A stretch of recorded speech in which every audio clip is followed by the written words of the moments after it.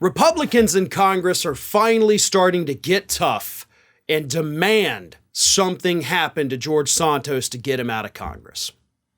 That's actually not a true statement because I said Republicans, when really what I meant was a single one Republican lawmaker who wants to expel George Santos from Congress.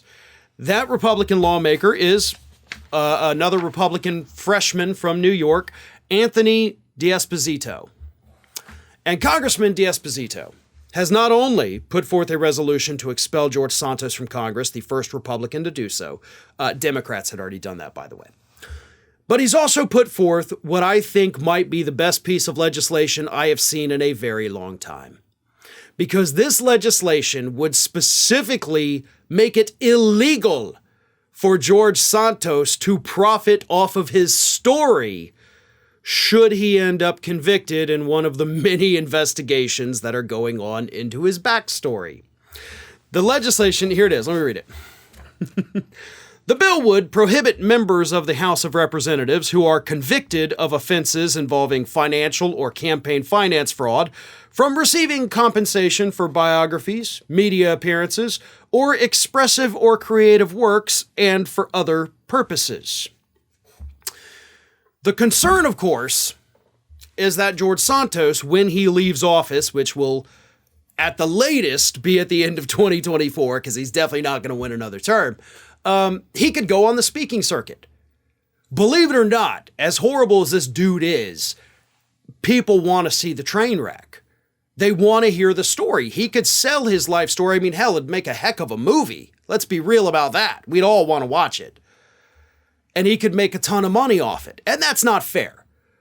So what Congressman Despacito has done here is said, wait a minute, I'm looking at all these investigations. The guy's got possible financial crimes, possible campaign finance crimes.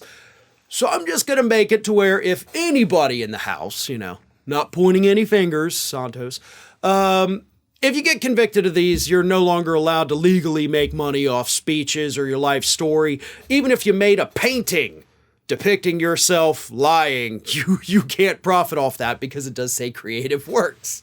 Very thorough. Gotta give him credit because that is very thorough. Even if he made up a little interpretive dance, you can't profit off of it. I promise to you, I will never dance on video again. I don't even know if you can consider that dancing. Here's the problem. One, this law is not going to pass. I do not think you're going to get enough Republicans to vote in favor of this. I would love to see it pass because not just because of George Santos, but because if you lie your way, basically crime your way through Congress, you shouldn't be allowed to profit off of that. We have seen members of Congress arrested for campaign finance violations, for other financial crimes, insider trading, things like that. You shouldn't be allowed to profit off that crap. So I do support the legislation. I think it's actually really good. I also know that Congress rarely ever passes any kind of law that's going to punish themselves. So I think that's pie in the sky. And even if they did, you can't necessarily bar someone from making money. There's no way in hell the Supreme Court is gonna, get that case, which they eventually would because it would be appealed or challenged in court. And the Supreme Court's not going to look at it and say, yes, you can actually bar a person from making money. You just can't do that. I'd love it if you could. I still support the legislation. I support the motive behind it too, which is to specifically punish George Santos.